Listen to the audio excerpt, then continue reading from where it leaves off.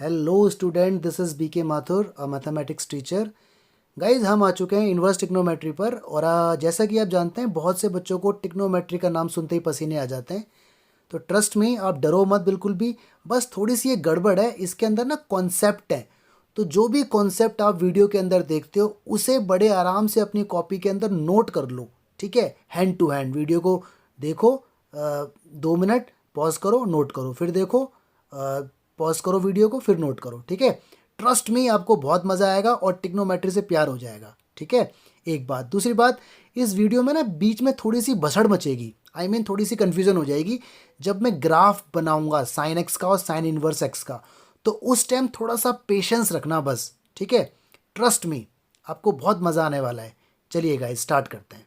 हाँ जी गाइस, तो टॉपिक का नाम ITF, inverse trigo function, 12th class का टॉपिक है। टिग्नोमेट्री का इन्वर्स निकालना। ओके, तो देखो, पहले कुछ मिथ हैं, पहले कुछ कॉन्सेप्ट्स हैं जो आपको क्लियर होने चाहिए। चैप्टर बहुत इजी है, लेकिन जैसे जैसे आगे हम बढ़ते जाएंगे, कॉन्सेप्ट डिटेल में आते जाएंगे, तो परेशान होने की ज़रूरत नहीं है। ऑलराइट, समझ में आ जाएगा, बस कुछ कॉन्सेप्ट बड़े आराम से देखते रहें। तो सबसे पहले आता है कॉन्सेप्ट नंबर 1। देखिए गाइस, इन्वर्स टिग्नोमेट्रिक फंक्शन की रिप्रेजेंटेशन ऐसी होती है, ऐसी। इसे बोलते हैं साइन इनवर्स एक्स। अगर कोई बच्चा इसे बोले साइन एक्स की पावर -1, तो वो गलत है। That is absolutely wrong. This is not sine x raise to power -1, this is sine inverse x. Alright, ऐसे ही मैं बोल सकता हूँ कॉस इनवर्स एक्स, ये भी अपने आप में ITF है, इनवर्स टिग्नोमेट्री फंक्शन। मैं बोल सकता हूँ tan इनवर्स एक्स, ये भी अपने आप में ITF है, इनवर्स टिग्नोमेट्री फंक्शन। ठीक है, कॉन्सेप्ट नंबर 2। अगर आपके सामने ऐसा कुछ लिखा आए sine x raise to power -1, ये टिग्नोमेट्री है, टिग्नोमेट्री की पावर -1। इसको ऐसे लिखा जा सकता है 1/sin x, यानी 1/sin x को ऐसे लिख सकते हैं। तो दिस इज एक्चुअली रेसिप्रोकल। ठीक है, तो ये और ये दोनों बातें अलग अलग हैं। अगर कोई बच्चा चाहे कि इसको वो ऐसे लिखना चाहे 1/sin x, तो वो गलत है, दैट विल बी रॉन्ग। तो पहला कॉन्सेप्ट आपको समझ में आया कि इनको 1 नहीं लिखा जा सकता। These are inverse trigonometry function. Sine है, कोसेक भी होता है, कॉस है, सेक भी होता है, टेन है तो कॉट इनवर्स एक्स भी होगा। ऑलराइट, लेकिन अगर होल ब्रैकेट के ऊपर ऐसे लगाया जाए, तो इसका मतलब ट्रिग्नोमेट्री फंक्शन की पावर -1, इसको 1/sin लिखा जा सकता है। तो दोनों बातें अलग अलग। देखो, हल्का सा ही फर्क है बस ब्रैकेट का, लेकिन ये दोनों बातें बिल्कुल अलग हैं। This is reciprocal of trigonometry function and this is actual ITF, inverse trigonometry function. तो इन दोनों को एक ना समझा जाए। दो कॉन्सेप्ट आपके क्लियर हो गए। ठीक है, आगे बढ़ते हैं। हाँ जी गाइस, तो कुछ कॉन्सेप्ट के साथ और आते हैं। जितना कॉन्सेप्ट आपका क्लियर होगा, उतनी शानदार आपकी मैथमेटिक्स होगी। ओके, देखो, अगर मैं आपसे लिखूं y is equal to sine inverse x, ऐसे लिखूं y is equal to sine inverse x, तो अगला स्टेप इसका ये बन जाएगा sine y is equal to x. Okay, तो इनवर्स ट्रिगो अगर इधर आएगा तो वो ट्रिगो बन जाएगा। ध्यान रखना, इसका उल्टा अगर मैं ऐसे लिखूं y is equal to sine x, तो ये इधर आएगा तो ये इनवर्स बन जाएगा, sine inverse y is equal to x. तो देखो, मैंने दोनों कॉन्सेप्ट आपको वाइस वर्सा बता दिए। तो आप ध्यान रखना, इनवर्स अपनी जगह बदलेगा तो ट्रिगो बन जाएगा, और ट्रिगो अपनी जगह बदलेगा तो इनवर्स बन जाएगा। ऑलराइट, ठीक है। अगर मैं आपसे बोलूं कि साइन के अंदर बंद है उसका इनवर्स, तो साइन से साइन हटकर रिजल्ट एक्स आ जाएगा। ठीक है, अगर साइन के अंदर कॉस होता तो नहीं हटता, सेम सेम होने चाहिए। साइन के अंदर साइन इनवर्स, कॉस के अंदर कॉस इनवर्स, तो ही हट जाता है और एक्स आ जाता है। तो ये भी एक कॉन्सेप्ट है। या फिर इसका उल्टा कि साइन इनवर्स के अंदर बंद है ट्रिगो, तो भी हट जाएगा, रिजल्ट एक्स आ जाएगा। अगर मैं आपसे कहूं कि 2 साइन इनवर्स एक्स बराबर साइन इनवर्स वाई हैं, तो अगर ये दोनों बराबर हैं तो अंदर वाले वैल्यूज भी बराबर होंगी। ऐसे ही अगर दो टिग्नोमेट्री वैल्यू इक्वल हैं, ठीक है, sine x is equal to sine y, तो अंदर वाली भी इक्वल होंगी। बहुत छोटी छोटी बातें चल रही हैं कहानी टाइप में, तो इन सारी बातों को अपने दिमाग के किसी कोने में सेट कर लो। ओके जी, कॉन्सेप्ट नंबर 9 पे आ गए। देखो सारे एग्जाम्पल मैं आपको साइन एक्स की हेल्प से दे रहा हूं, तो आप समझ जाना मैं आपका कॉन्सेप्ट क्लियर करने की कोशिश कर रहा हूं। ओके, तो देखो गाइस, जो भी मेरा ये टिग्नोमेट्री है, मैं आपको 11th क्लास की ट्रिगो भी रिवाइज करवा रहा हूँ। ठीक है, मैं ये मान के चलता हूँ कि आपको 11th की ट्रिगो नहीं आती। ऑलराइट, खुश हो गए होंगे बहुत से बच्चे तो कि सर को हमारे बारे में पता चल गया। कोई बात नहीं, मैं मानता हूँ आपको नहीं आता, तो मैं आपको सब कुछ सिखाऊंगा, डोंट वरी एट ऑल। तो गाइस देखो, ये टिग्नोमेट्री है। ठीक है, आईटीएफ बोला तो इनवर्स टिग्नोमेट्री फंक्शन, टीएफ बोला तो टिग्नोमेट्री फंक्शन। तो टिग्नोमेट्री फंक्शन की अभी हम बात करते हैं। This is TF, trigonometry function.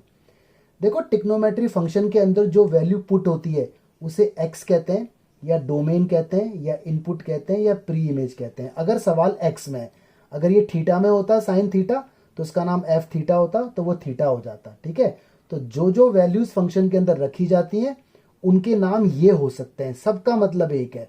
और जो निकल के आती हैं उनके नाम ये होते हैं, f x, range, output, image. अगर ये थीटा है, f theta is equal to sine theta होता, तो एफ थीटा इसका आउटपुट होता।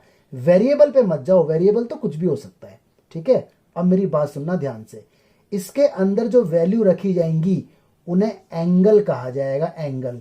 आपने हमेशा टिग्नोमेट्री के अंदर एंगल ही तो रखा है, sine 30 degree, sine 45 degree, sine 90 degree, sine 0 degree, ऐसी तो आपने रखा है। तो जो भी इनपुट होता है उसे हम कहते हैं एंगल, और जो आउटपुट होता है उसे कहते हैं हम रेशो या फिर वैल्यू, है ना। इसीलिए इसका नाम टिग्नोमेट्री रेशो था 11th क्लास में। इसका नाम टिग्नोमेट्री रेशो था क्योंकि इसका आउटपुट रेशो होता है। ठीक है, और वैसे भी इसको देखो, पंडित बद्री प्रसाद हर हर बोले P/H, तो वो भी तो रेशो ही होती है, इसीलिए इसका नाम रेशोज होता है। तो ध्यान रखना, टिग्नोमेट्री फंक्शन के अंदर जो डोमेन है वो एंगल होगा, और जो रेंज है वो रेशो या कोई वैल्यू होगी। ठीक है, तो ये बात आपको याद होनी चाहिए कि इसके अंदर हमेशा एंगल रखा जाता है। हाँ जी, नेक्स्ट कॉन्सेप्ट आ गया नंबर 10। देखो, अब मैंने लिया ITF, इनवर्स टिग्नोमेट्री फंक्शन। तो साइन एक्स का इनवर्स होता है साइन इनवर्स एक्स, ये है। अब इसके अंदर जो वैल्यू रखी जाएगी, यहाँ पर जो इनपुट होगा, एक्स की वैल्यू जो होगी, उसे अब यहाँ पर एक्स बोलेंगे। इसके लिए ये एक्स है, या डोमेन, इनपुट, प्री इमेज। ठीक है, या डोमेन। और जो एक्स होगा ना, ये एंगल नहीं होगा, ये वैल्यू होगी, वैल्यू। राइट, यानी कभी भी आप साइन इनवर्स 30 डिग्री नहीं देखेंगे, कभी भी आप साइन इनवर्स 60 डिग्री नहीं देखेंगे। यहाँ पर हमेशा वैल्यूज देखेंगे, अंदर हमेशा वैल्यू मिलेगी। जैसे टिग्नोमेट्री में आप कभी भी साइन 1/2 नहीं देखते थे, आप कभी भी साइन √3/2 नहीं देखते थे, आप हमेशा इसके अंदर एंगल देखते थे, 60 डिग्री, 30 डिग्री, 40 डिग्री। ऐसे ही आप इनवर्स के अंदर यहाँ पर कभी भी 30 डिग्री, 40 डिग्री नहीं देखोगे। तो यहाँ पर जो होगा उसे वैल्यू बोलेंगे, वैल्यू। ठीक है, या रेशो बोलेंगे, रेशो। तो ध्यान रखना, और जो निकल के आएगा वो आपका एंगल निकल के आएगा।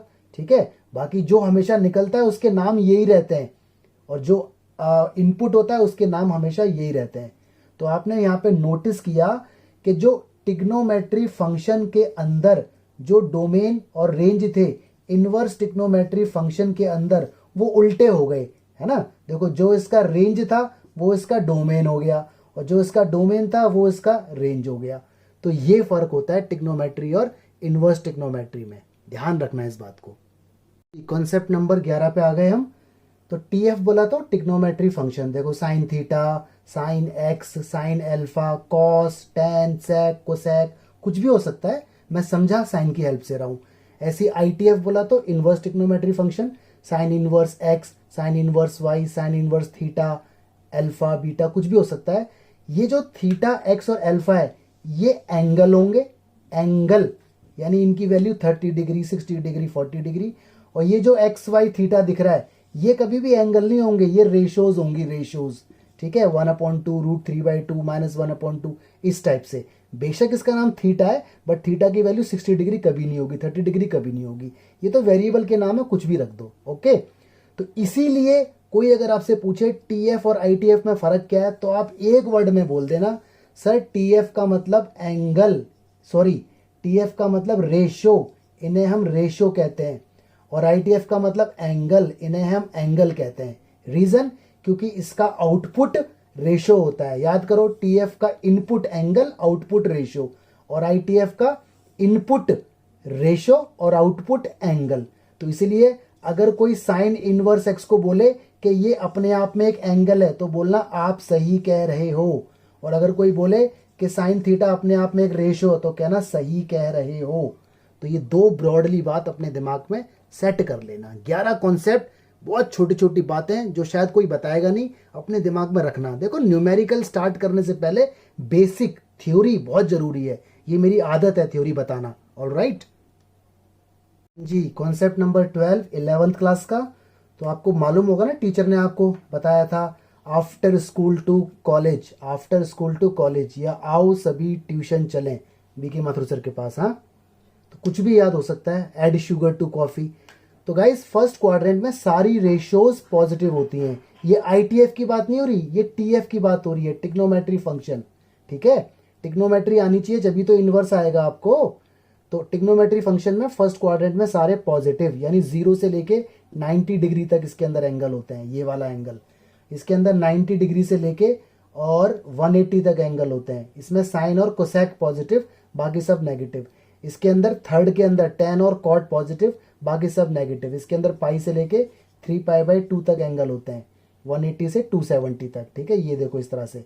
और इसके अंदर 3π/2 से लेके और 2π तक एंगल होते हैं। इसमें कॉस और सेक पॉजिटिव, बाकी सब नेगेटिव।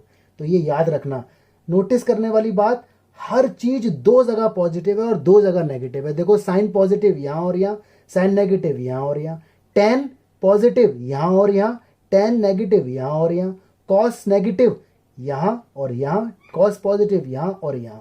तो आप ध्यान से देख लो, हर चीज दो जगह नेगेटिव और दो जगह पॉजिटिव। और एक बात और ध्यान रखना, माइनस थीटा हमेशा फोर्थ क्वाड्रेंट के अंदर होता है। ठीक है, जैसे देखो मैं बना के दिखाता हूं। मान लो ये एंगल है ऐसे करके एंटी क्लॉकवाइज, तो ये पॉजिटिव एंगल बोलेंगे। और अगर एंगल मैंने ऐसे बनाया नेगेटिव, तो इसे क्लॉकवाइज नेगेटिव एंगल बोलेंगे। ठीक है, ये नेगेटिव पॉजिटिव डायरेक्शन है। एंगल को नेगेटिव पॉजिटिव नहीं बोलते, नेगेटिव पॉजिटिव एंगल की डायरेक्शन दिखा रहे हैं। ठीक है, एंगल तो मैग्नीट्यूड होगा, मैग्नीट्यूड कुछ ना कुछ रहेगा। नेगेटिव का मतलब डायरेक्शन, क्लॉकवाइज या anti clockwise. Anti clockwise positive angle माने जाते हैं, क्लॉकवाइज नेगेटिव, ध्यान रखना। तो माइनस थीटा होता है इसी में। इसी के साथ देखो 11th का एक कॉन्सेप्ट आपको और याद आएगा। याद करो, कॉस माइनस थीटा और सेक माइनस थीटा। याद है, टीचर आपको बताते थे कि कॉस के अंदर नेगेटिव, सेक के अंदर नेगेटिव खत्म हो जाता है। मैं बोलता हूं डाइजेस्ट हो जाता है। कॉस माइनस को पचा लेता है, इसका रिजल्ट कॉस थीटा। सेक के अंदर माइनस होगा, ये भी पचा लेता है, इसका रिजल्ट सेक थीटा। रीजन ये है कि माइनस थीटा होता है फोर्थ में, तो कॉस के अंदर माइनस डालोगे तब भी वो पॉजिटिव ही आएगा, क्योंकि फोर्थ में कॉस और सेक का राज है, ये राजा रानी है, तो इनके आगे नेगेटिव लोग नहीं टिकेंगे। ओके, तो ध्यान रखना। लेकिन अगर साइन के अंदर माइनस आ जाए तो ये माइनस बाहर आ जाएगा, माइनस साइन थीटा। ठीक है, टेन के अंदर माइनस आ जाए तो ये माइनस बाहर आ जाएगा, माइनस टेन थीटा। सेक के अंदर आ जाए तो वो तो मैंने बता दिया आपको, कॉस बता दिया। कॉट के अंदर आ जाए तो इसका भी माइनस बाहर आ जाएगा, इनका हाजमा अच्छा नहीं है। कोसेक के अंदर आ जाए, इसका भी माइनस बाहर आ जाएगा। ठीक है, तो ये एक नया कॉन्सेप्ट आपने सीख लिया 11th क्लास का, ये कि कॉस और सेक माइनस को डाइजेस्ट कर लेते हैं। रीजन ये है, बाकी सबका माइनस बाहर आ जाता है। ये आईटीएफ नहीं है, ये टीएफ है, टिग्नोमेट्री फंक्शन, याद रखना। ठीक है, हाँ जी। कॉन्सेप्ट नंबर 13, ये सब 11th और 10th क्लास की बात है। मैंने ये मान लिया है कि आपको टिग्नोमेट्री बिल्कुल जीरो, नील बटे सन्नाटा, इसलिए मैं दोबारा बता रहा हूँ आपको। साइन थीटा होता है 1 कोसेक थीटा, या कोसेक थीटा होता है 1 साइन। देखो ये वाइस वर्सा है। ठीक है, ऐसी कॉस 1 सेक और सेक 1 कॉस। ठीक है, याद रखना है आपको। टेन 1 कॉट और कॉट 1/10। टेन की वैल्यू साइन अपॉन कॉस भी होती है और कॉट की वैल्यू कॉस अपॉन साइन। एक और, ये बड़ा फेमस है, आपको अच्छे से आता है ये। थीटा के सामने वाली जो साइड होती है ना, उसे अपोजिट बोलते हैं या परपेंडिकुलर, और इसे बोलते हैं एडजेसेंट या बेस, और इसे बोलते हैं हाइपोटेनियस। तो आपको फॉर्मूला याद होगा, पंडित बद्री प्रसाद हर हर बोले, या बहुत से बच्चे बहुत सारी बातें बनाते हैं इसके ऊपर। पाकिस्तान भूखा प्यासा, हिंदुस्तान भरा भरा, पापा बियर पीते हैं, हाँ हाँ बेटा लाओ और लाओ। तो अलग अलग बातें बनाते हैं टीचर हंसी मजाक के लिए। तो गाइज ये 14 कॉन्सेप्ट सारे के सारे पुराने, और बहुत सारी बातें नई भी हैं इसमें। इनवर्स की, टिग्नोमेट्री की बातें ज़्यादातर आपको पता है, इनवर्स की बातें आप सीख रहे हो। हाँ जी, कॉन्सेप्ट नंबर 15, टेबल जान पहचान। बहुत से लोगों को बनानी भी आती है ये, 0 1 2 3 4 लिखते हैं, 4 से डिवाइड अंडर रूट लगाते हैं, लेकिन बनानी नहीं है, ये आपको याद करनी है, मगअप करना है। साइन कॉस टेन बस, बाकी तो इसके रेसिप्रोकल होते हैं। साइन 0 0, ये 1/2, ये 1/√2, और ये √3/2, ये 1, पाई 0 और 2 पाई भी 0। ठीक है, कॉस थीटा की वैल्यूज उल्टा, कॉस 0 कितना होता है 1, और ये कितना होता है √3/2, this is 1/√2, and this is what 60, 1/2, this is 0, ये -1 और ये 1, ये सब आपको याद रखना है। ऑलराइट, tan थीटा 0/1 डिवाइड करके 0, this is 1/√3, this is 1, and this is √3, this is not defined, this is 0, and this is also 0। तो ये टेबल आपको याद होनी चाहिए अच्छे से, जितनी अच्छे से याद होगी समझ लो उतनी जल्दी क्वेश्चन होगा। बहुत से बच्चे सोचते हैं अरे सर 2 सेकंड लगते हैं, 2 सेकंड नहीं लगते बेटा, वो लगता है आपको 2 सेकंड, तो इसे याद कर लेना। ठीक है जी, कॉन्सेप्ट नंबर 16 पे ये ITF है, इनवर्स है ये। ठीक है, देखो इनवर्स दिख रहा है आपको। तो एक्चुअली इन फॉर्मूले के प्रूफ भी हैं, मैं आपको बताऊंगा, लेकिन अभी मैं आपको ना प्रिंसिपल वैल्यू के लिए तैयार कर रहा हूं, तो जरा देख लो। देखो इसके अंदर क्या है, इनवर्स ट्रिग्नोमेट्री फंक्शन के अंदर माइनस है, ये एंगल नहीं है, ये वैल्यूज हैं। याद करो इसके अंदर वैल्यूज इनपुट होती थी। तो देखो साइन इनवर्स के अंदर अगर नेगेटिव होगा तो वो बाहर निकल जाएगा। यहां पर वो कॉन्सेप्ट काम नहीं करेगा कि फोर्थ क्वाड्रेंट में माइनस होता है, क्योंकि ये एंगल नहीं है। टिग्नोमेट्री और इनवर्स टिग्नोमेट्री को मिक्स ना करें, ध्यान रखना। इसके अंदर माइनस है, बाहर आएगा, लेकिन पाई भी आएगा साथ में। क्यों आएगा इसका प्रूफ है, अभी वेट करो। इसके अंदर माइनस बाहर आ जाएगा, नो प्रॉब्लम। इसके अंदर माइनस बाहर आएगा लेकिन पाई भी आएगा। ठीक है, इसके अंदर माइनस बाहर आएगा लेकिन पाई भी आएगा, और इसके अंदर नॉर्मल माइनस बाहर आ जाएगा, कोसेक। तो आपने यहां पर देखा कि माइनस अंदर अगर है तो माइनस सबके बाहर आ रहे हैं। टिग्नोमेट्री में ऐसा नहीं हो रहा था, इनवर्स में माइनस सबके बाहर निकल के आ जाएंगे, एंगल अंदर से जो वैल्यूज हैं उनके माइनस सबके बाहर आ जाएंगे। लेकिन देखो नोटिस करो, एक तो कॉस और एक कॉट और एक सेक में माइनस तो बाहर आ भी रहा है, लेकिन साथ में पाई भी आ रहा है। इनकी रीजन है, इसके प्रूफ है, उसके लिए वेट करो, वीडियोस के अंदर आएंगे। ठीक है, डोंट वरी, नेक्स्ट वीडियोस में सारे प्रूफ होंगे। अच्छा बेटा, इनको मत भूलना, अगर ये आप भूल गए तो समझ लो आपकी टिग्नोमेट्री बर्बाद है। इसका मतलब कि जो x की वैल्यू है वो -1 और 1 के अलावा कुछ भी नहीं रख सकते, या तो -1 रखो या 1 रखो या इसके बीच का रखो, ये इसका डोमेन है। तो ये सारे आपको याद रखने हैं हमेशा के लिए। ठीक है, और टेंशन मत लेना कि इतने सारे कैसे याद होंगे, एक बार लिखोगे, एक बार मुंह से बोलोगे, ऑटोमेटिक याद हो जाएंगे। ठीक है, तो ये बात याद रखना। अब देखो मैं आपको जुगाड़ बताता हूँ, लेकिन ये जुगाड़ काम जब आएगा जब आप इसी ऑर्डर में लिखोगे, साइन के नीचे कॉस, टेन के नीचे कॉट और सेक के नीचे कोसेक। ऑर्डर बदला तो जुगाड़ फेल हो जाएगा। ध्यान से देखो, इसका नाम क्या है C, इसका नाम क्या है C, इसका नाम क्या है S। तो देखो CCS, तो जो CCS है ना, देखो उनमें पाई आ रहा है बाहर, है ना। तो ये कोई साइंटिफिक लॉजिक नहीं है, कभी अपने टीचर से जाके भिड़ जाओ कि सर CCS तो आपने बताया नहीं। तो CCS is not any scientific logic, ये तो मैंने बस आपको याद करने का तरीका बताया है कि इनके अंदर माइनस बाहर आएगा तो पाई भी आएगा। अब बात आती है सर C तो ये भी है, S तो ये भी है। अरे एक बात बताइए मैंने कि इस ऑर्डर में लिखोगे तो ये याद करने का तरीका है, बट याद रखना साइन के नीचे कॉस लिखोगे, टेन के नीचे कॉट और सेक के नीचे कोसेक। तो ऊपर से जो पहला C मिलेगा, फिर जो दूसरा C मिलेगा और जो पहला S मिलेगा, उनके माइनस पाई में आएंगे। Again this is not any logic, ये कोई लॉजिक नहीं है, ये तो याद करने का एक तरीका है। ओके, बट इसको जरूर याद रखना। चलिए आगे देखते हैं जी, कॉन्सेप्ट नंबर 17। अगर कहीं साइन इनवर्स 1/x है तो उसे आप लिख सकते हो कोसेक इनवर्स x, लेकिन ध्यान रखना x की वैल्यूज या तो 1 से बड़ी हो या 1 हो या -1 से छोटी हो। ठीक है, यानी -1 और 1 के बीच की वैल्यूज अलाउड नहीं है, ये ध्यान रखना। ये जब इसका ग्राफ बनाओगे तो समझ में आएगा, अभी वेट करना, सारे प्रूफ होंगे, परेशान होने की जरूरत नहीं है। लेकिन कोई भी प्रूफ एग्जाम में नहीं आता, ये ध्यान रखना, कोई भी प्रूफ एग्जाम में नहीं आएगा। ऐसे ही कॉस इनवर्स 1/x है तो सेक इनवर्स x लिखा जा सकता है, वाइस वर्सा। x की वैल्यू अगेन यही है, ये दोनों बातें एक है, जो ऊपर कंडीशन है वही कंडीशन नीचे भी है। ठीक है, ऐसे ही टेन इनवर्स 1/x है तो इसे या तो कॉट इनवर्स x लिखो अगर अंदर वाला x ग्रेटर देन 0 है, मतलब पॉजिटिव है, और अगर अंदर नेगेटिव है तो -pi plus cot inverse x लिखो। ठीक है, तो ये सारी बातें याद होनी चाहिए। फॉर्मूला सिर्फ इतना नहीं है, वो भी साथ में चलेगा, ठीक है। अगर वो याद नहीं है तो ये बेकार है। तो ये 17 कॉन्सेप्ट आपको याद होने चाहिए। अब बताता हूं इनवर्स ट्रिग्नोमेट्री फंक्शन होता क्या है, अब बताता हूं, ठीक है। चलिए, हाँ जी गाइस, आपके सामने देखो साइन एक्स का ग्राफ है, इसमें बड़ा सुंदर सा बना हुआ है, लेकिन आने वाले सेक्शन में देखना मैं इसका मर्डर करने वाला हूँ, ठीक है।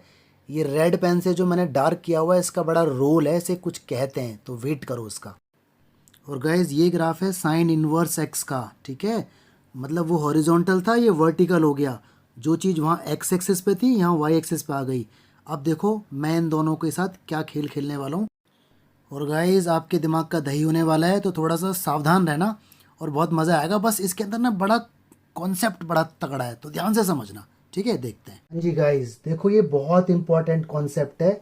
अगर ये समझ में आ गया तो समझ लो ITF समझ में आ गया आपको, ठीक है। वैसे तो कॉन्सेप्ट 11th क्लास का ही है, बट मैं मान के चल रहा हूँ कि आपको नहीं आता। देखो साइन का जो ग्राफ होता है ना, वो मैं यहाँ पर बना रहा हूँ। तो एक्स एक्सिस पर इनपुट इनपुट एंगल में लेते हैं, और आपको मालूम होगा एंगल हमेशा हम रेडियन में डील करते हैं, ठीक है ना। 10th तक हम डिग्री में रखते थे। और ये इसके आउटपुट है। तो आप याद रखना साइन एक्स की मैक्सिमम वैल्यू ऊपर 1 तक होती है और मिनिमम वैल्यू -1 तक होती है। मतलब अंदर कुछ भी डालो, आंसर 1 और -1 के बीच में ही आना है। 1 से कभी ऊपर नहीं जाना और -1 से कभी नीचे नहीं आना।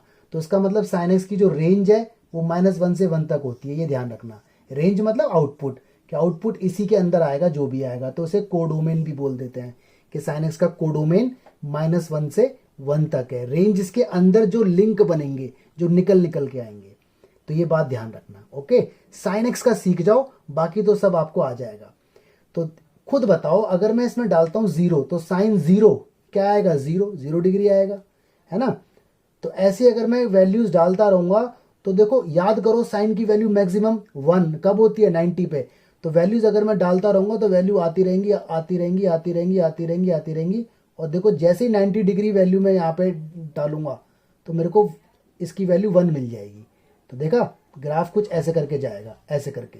और अब मुझे मालूम है कि 90 के बाद अब ये और ऊपर नहीं जा सकता। रीजन, क्योंकि साइन एक्स की वैल्यू 1 से ऊपर कभी जाएगी नहीं।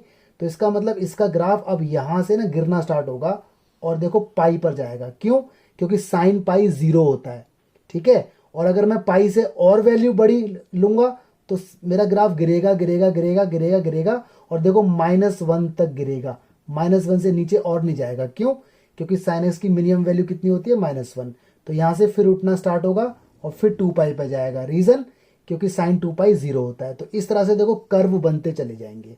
ऐसे ही यहां भी होगा, ठीक है। ऐसे करके आएगा, -पाई पर टकराएगा, फिर ऐसे जाएगा, फिर ऐसे करके जाएगा, ठीक है। तो देखो ये सारे मैक्सिमम वैल्यूज हैं 1, ये देखो ये सारी मिनिमम वैल्यूज हैं -1।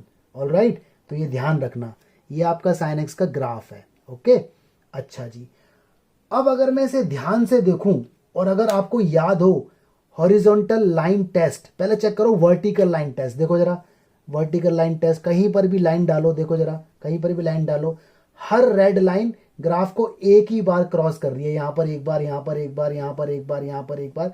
इसका मतलब ये फंक्शन तो है, यानी ये तो हो गया कि भाई ये फंक्शन है। गुड, अच्छी बात है। अब हमें चेक करना है क्या ये इनवर्स फंक्शन है, इन्वर्टिबल।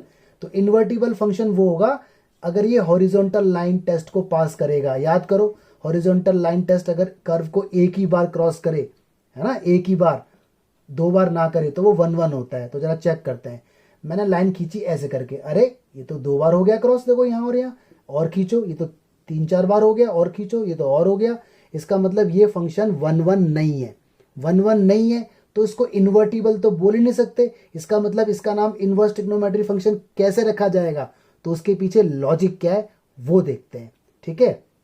देखो ध्यान से, आपने यहां पर देखा कि -π/2 से लेके और π/2 तक, इतना देखो, सिर्फ इतना, यहां से देखो यहां तक, ये इतना, ठीक है।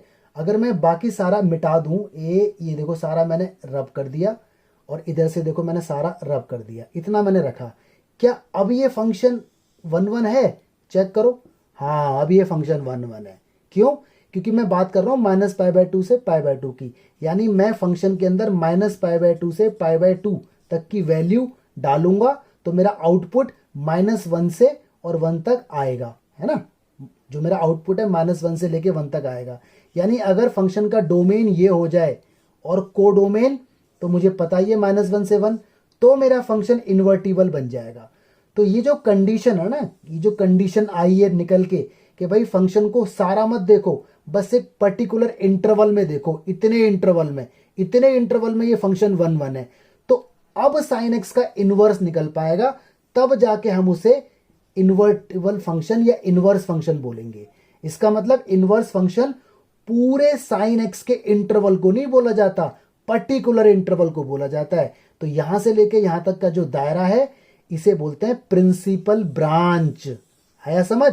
प्रिंसिपल ब्रांच -π/2 से π/2 तक की जो वैल्यूज हम इस फंक्शन में डालेंगे वो प्रिंसिपल ब्रांच होंगी -π/2 से π/2 की। ओके, और जो निकल के आएगा आउटपुट -1 और 1 के बीच में, उन्हें कहेंगे प्रिंसिपल वैल्यू।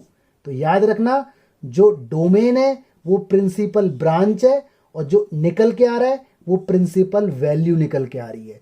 बहुत गहरी और बहुत तगड़ी बात बताई है मैंने आपको, बड़े आराम से समझना है इसे, ठीक है। अब बात आती है, सर आपने जैसे इतना और इतना लिया, अगर कोई बच्चा इतना और इतना ले लेता, इतना बाकी सब रब कर देता, तो ये भी एक प्रिंसिपल ब्रांच है ना, ये भी एक प्रिंसिपल ब्रांच है, ये भी एक प्रिंसिपल ब्रांच है।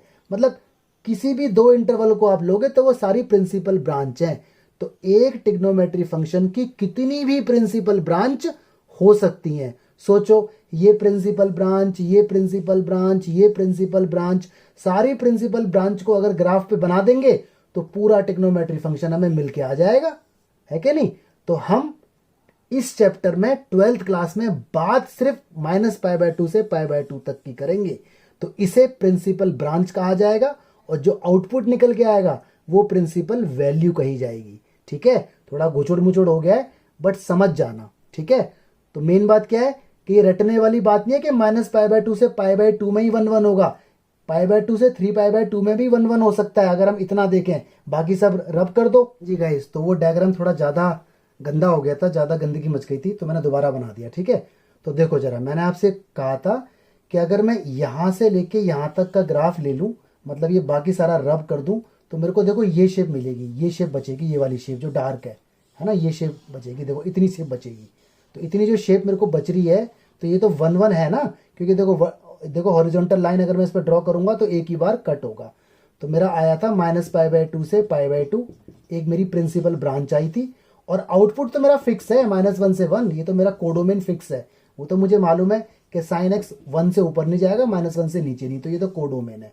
तो ये मेरा फंक्शन 1 1 प्रूफ हो गया, मतलब साइन एक्स का इनवर्स निकल सकता है, इसे ITF कह सकते हैं अगर ऐसी कंडीशन है। याद है कंडीशन हमने बनाई थी, तो बना दी, तो एक प्रिंसिपल ब्रांच है। अब एक लड़की बोलती है, सर मुझे तो ये पसंद नहीं है, I don't like this shape, ठीक है। वो बोलती है, sir I will take this, मैं यहां से लेके यहां तक का लेना चाहती हूँ शेप, ठीक है, ये वाला इंटरवल, मतलब -3π/2 से और -π/2 की शेप लेना चाहती हूँ। मैंने कहा भाई कोई दिक्कत नहीं, लो रब कर दो, ठीक है, लो जी आपके पास ये आ गई शेप, देखो ये वाली शेप आ गई, ठीक है, आ गई, क्योंकि आपने यहाँ से लेके यहाँ तक की शेप ली, बाकी सब रब हो गया। तो आपका ये क्या बन गया, डोमेन, और आपका कोडोमेन तो फिक्स है, कोडोमेन तो ये आएगा। देखो अभी भी ये 1 1 है, देखो हॉरिजॉन्टल लाइन टेस्ट पास कर रहे हैं इसको, तो अभी भी ये 1 है, तो ये भी एक प्रिंसिपल ब्रांच है, ठीक है। एक बोलती है, सर मुझे तो यहाँ से लेके ना और यहाँ तक का लेना है डेटा, यहाँ से लेके यहाँ तक का। अब यहाँ से लेके यहाँ तक का अगर आप ले लोगे, π/2 से अगर पाई का आप लोगे, तो देखो फंक्शन 1 1 तो है, लेकिन ऑन टू नहीं होगा। क्यों? क्योंकि आपने तो सिर्फ यहीं रोक दिया ना, आपके पास तो आउटपुट ये इतना आएगा, नीचे तो आप जा ही नहीं पाओगे।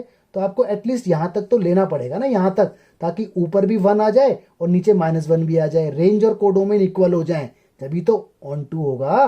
तो अगर किसी बच्चे ने यहाँ तक का लिया, तो देखो शेप आपके पास बची ये वाली, तो देखो अभी भी ये 1 1 है ना। तो यानी ये तो एक्सेप्टेबल नहीं है। π/2 से 3π/2 एक ब्रांच ली किसी बच्चे ने, आउटपुट फिर वही -1 से 1 के बीच में आएगा, तो ये भी एक प्रिंसिपल ब्रांच है। तो ये सारी प्रिंसिपल ब्रांच है, सारी एक्सेप्टेबल है। अगर सारी प्रिंसिपल ब्रांच को जोड़ देंगे, यूनियन कर देंगे, कंबाइंड कर देंगे, तो आपके पास साइन का ग्राफ आ जाएगा प्रॉपर तरीके से, जो भी आएगा। ठीक है, तो ये प्रिंसिपल ब्रांच का कॉन्सेप्ट याद रखना, जो इनपुट है वो प्रिंसिपल ब्रांच और जो निकल के आएगा वो प्रिंसिपल वैल्यू। ओके, लेकिन 12th क्लास में हमने सिर्फ इस प्रिंसिपल ब्रांच की बात की है, किसकी, -π/2 से π/2। हायर स्टडीज में जाओगे तो बहुत सारी प्रिंसिपल ब्रांच की बात होगी। ये कॉन्सेप्ट मैंने आपको आईआईटी लेवल तक का बता दिया है। ओके, तो अब आपके दिमाग में ये सेट हो गया, अब कोई दिक्कत नहीं आएगी न्यूमेरिकल में। अब देखते हैं न्यूमेरिकल यूं समझ में आएंगे। तो ये सारे कॉन्सेप्ट अपने दिमाग में रखना और ये मत सोचना इतने सारे हो गए हैं कैसे याद होंगे। एक बार कॉपी में लिखो और एक बार पढ़ो, पक्का याद होंगे। ठीक है, ट्रस्ट मी। हाँ जी गाइस, तो दिमाग का दही हो गया होगा आपका, तो दिमाग में सर दर्द हो रहा होगा। चलो कोई बात नहीं, एक कॉन्सेप्ट और सीखो बस, है ना, अच्छे बच्चों की तरह। तो fx = sin x आपने ग्राफ सीख लिया और आपको मालूम है हम 12th क्लास में इस प्रिंसिपल ब्रांच की बात करेंगे, यानी ये हमारा प्रिंसिपल ब्रांच रहेगा। बाकी सब हमारे लिए डेड हो गया, ये सब हमारे लिए देखो डेड है, आगे की बात हम नहीं सीखेंगे। ठीक है, यानी हमारा जो फंक्शन होगा -π/2 से π/2 में डिफाइन होगा, ये हमारा डोमेन है और हमारा जो कोडोमेन है -1 से 1 तक। तो ये हमारा फंक्शन है कौन, ट्रिग्नोमेट्री, ये टीएफ की बात हुई। ओके, और ये हमारा किसका ग्राफ हो गया। ओके, ये प्रिंसिपल ब्रांच हो गई और ये प्रिंसिपल वैल्यूज जो इसके अंदर निकल के आएंगी। ठीक, चलो आगे देखते हैं। इसे रेंज भी कहते हैं, कोडोमेन भी कहते हैं। अब देखते हैं ग्राफ साइन इनवर्स एक्स का। अरे यार, जो यहाँ पर आपने ग्राफ बनाया था उसे ऐसे उठाओ और ऐसे करके लगा दो वर्टिकली, यानी जो चीज एक्स एक्सिस पर है वो बन जाएंगी वाई एक्सिस पर। यहाँ 0, यहाँ π/2, यहाँ पाई, यहाँ 3π/2, यहाँ 2π, यहाँ -π/2, यहाँ माइनस का पाई, माइनस का 3π/2, माइनस का 2π, और जो y एक्सिस पर है वो बन जाएंगे x एक्सिस पर। तो -1 इधर आएगा और प्लस का 1, ये -1 इस साइड और प्लस का 1 उस साइड, बस इन्वर्स बन गया। और ग्राफ वही क्या, 0 से स्टार्ट होगा और कहाँ तक उठता है ग्राफ, 1 तक। तो देखो ऐसे बनेगा, ऐसा ग्राफ ए ऐसे करके यूं, और देखो ऐसे करके यूं, ऐसे करके जाएगा। यहाँ पर देखो ऐसे करके यूं, ए ऐसे और ऐसे करके आएगा। ठीक है, लेकिन आपको मालूम है कि हमें सिर्फ इतना ग्राफ लेना है, -π/2 से और π/2 तक। तो यानी हमारा जो एक्चुअल ग्राफ की शेप होगी वो ये वाली होगी, जिसे मैं डार्क कर रहा हूँ। बाकी सबसे हमें कोई मतलब नहीं है। तो ये इनवर्स का ग्राफ है। तो इनवर्स फंक्शन को ऐसे बोलते हैं, पता है ना, इनवर्स में जो कोडोमेन है वो आपका डोमेन बन जाता है, एम्प्लाइज, और जो डोमेन है वो आपका रेंज बन जाता है। तो अब आपको याद हो गया कि साइन इनवर्स एक्स का डोमेन ये होगा और रेंज इसके अंदर आएगी जो भी आएगी, यानी साइन इनवर्स एक्स का आंसर -π/2 और π/2 के बीच में आएगा। क्यों, आ तो कुछ और भी सकता था, लेकिन हम 12th में इसी की बात कर रहे हैं, इस प्रिंसिपल ब्रांच की, तो इसलिए ये इसका डोमेन और रेंज होती है। तो देखो मैंने आपको पूरा प्रूफ करके बताया कि साइन इनवर्स एक्स का डोमेन ये क्यों होता है और रेंज ये क्यों होती है। ठीक है, ये रेंज कुछ और भी हो सकती है लेकिन 12th में नहीं, क्योंकि 12th में तो दूसरी प्रिंसिपल ब्रांच हो जाएंगी। तो अभी इतना देखो, इसी के बेसिस पर हम सारा काम बढ़ाएंगे। ओके, तो देखिए आपके सामने दोबारा सुंदर सुंदर ग्राफ आ गए। ठीक है, तो हॉरिजॉन्टल और वर्टिकल, देखो रेड वाली लाइन का मतलब जो मैंने कहा था समझ आ गया ना। तो ये क्या है, प्रिंसिपल ब्रांच है ये। चलिए न्यूमेरिकल्स देखते हैं अब। हाँ जी, तो चलिए न्यूमेरिकल की शुरुआत करते हैं। आपने बहुत मेहनत करी, मेरा तो तेल निकल गया ग्राफ बनाते बनाते।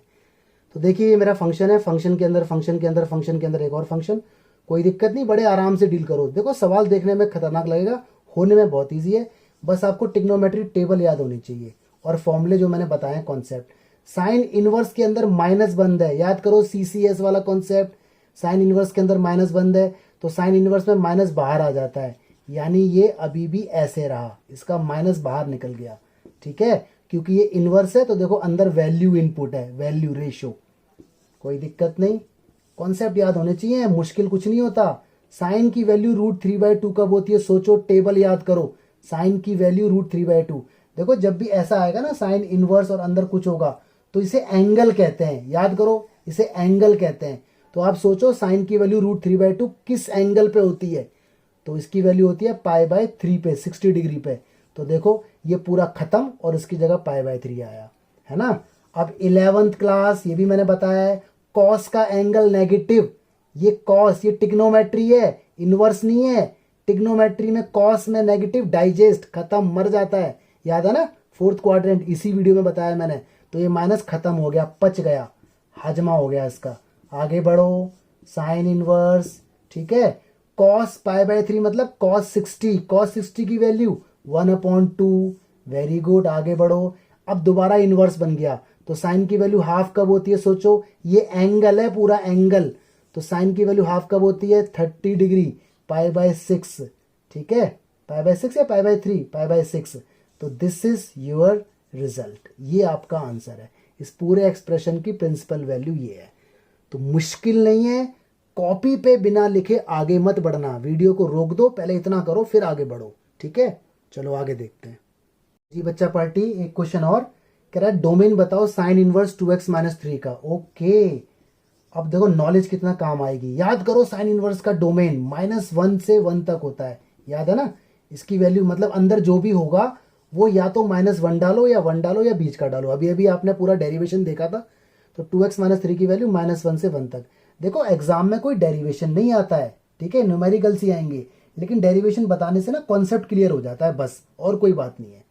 तो यहाँ पर ये जो अंदर वाली वैल्यू है इसे इधर रख दो, इसका मतलब ये वैल्यू या तो -1 या 1 के बीच में होनी चाहिए। इतना समझ में आ गया। चलो अब इसे आराम से सॉल्व करते रहो और अकेला x बनाओ। ऐसे क्वेश्चन आपने 11th में किए थे इनइक्वालिटीज में, अगर याद हो तो 11th क्लास का फंडा, ठीक है। नहीं आता है नो प्रॉब्लम, मैं बताऊंगा दोबारा। 3 यहाँ से हटाओ, उधर भी भेजो इधर भी भेजो, तो प्लस हो जाएगा ऑल साइड। चलो जी 2x बच गया। बल्कि टीचर तो ऐसे करके बोलते थे कि लिखो भी एडिंग 3, याद होगा आपको, कुछ टीचर बोलते थे। इधर आ गया 4, यहाँ से 2 हटाओ, इधर भी डिवाइड में इधर भी डिवाइड में 1, ये x, देखो जी x अकेला हो गया, मतलब x की वैल्यू 1 और 2 के बीच में। लो जी आपका डोमेन आ गया, तो ये आंसर है इसका, ठीक है। दिस इज द डोमेन इस फंक्शन के लिए, क्योंकि अंदर x बदलकर ऐसा हो गया है, तो डोमेन इसके लिए ये वाला है। ओके, ओवरऑल साइन इनवर्स के लिए डोमेन हमारा -1 से 1 है, बट इस पर्टिकुलर फंक्शन के लिए जब अंदर डेटा चेंज हो गया तो डोमेन ये रहा।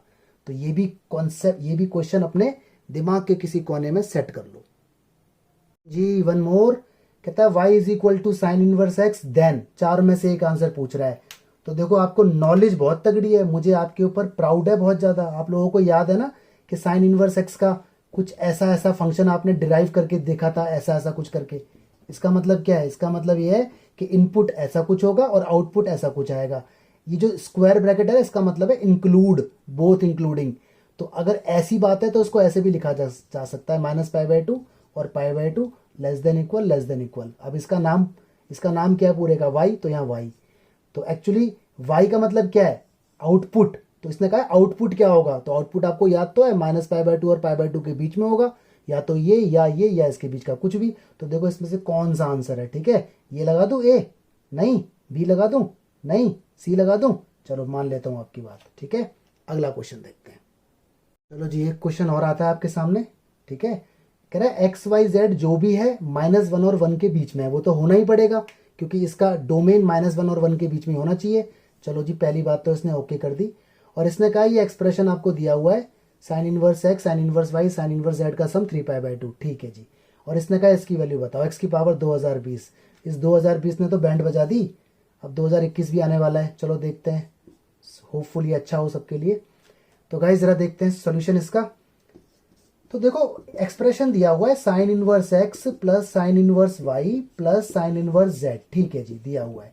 3π/2 को ऐसे बोल दो π/2 प्लस π/2 प्लस π/2, क्यों, क्योंकि मुझे मालूम है ना साइन इनवर्स x की मैक्सिमम वैल्यू π/2 ही होगी, है ना।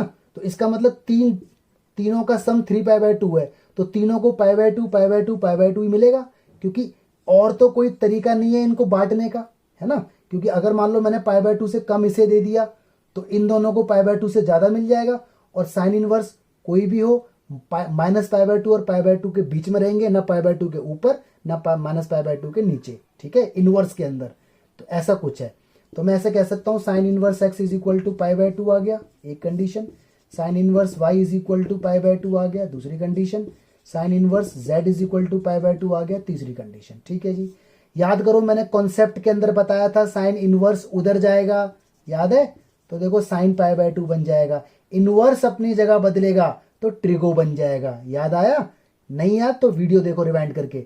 इन्वर्स अपनी जगह बदलता है तो ट्रिगो बन जाता है, और साइन 90 की वैल्यू 1, ये उधर जाएगा तो साइन π/2 बन जाएगा और इसकी वैल्यू भी 1। ओके, ये उधर जाएगा तो ये भी साइन π/2 बन जाएगा, तो z की वैल्यू भी 1। हालांकि z की ज़रूरत नहीं है।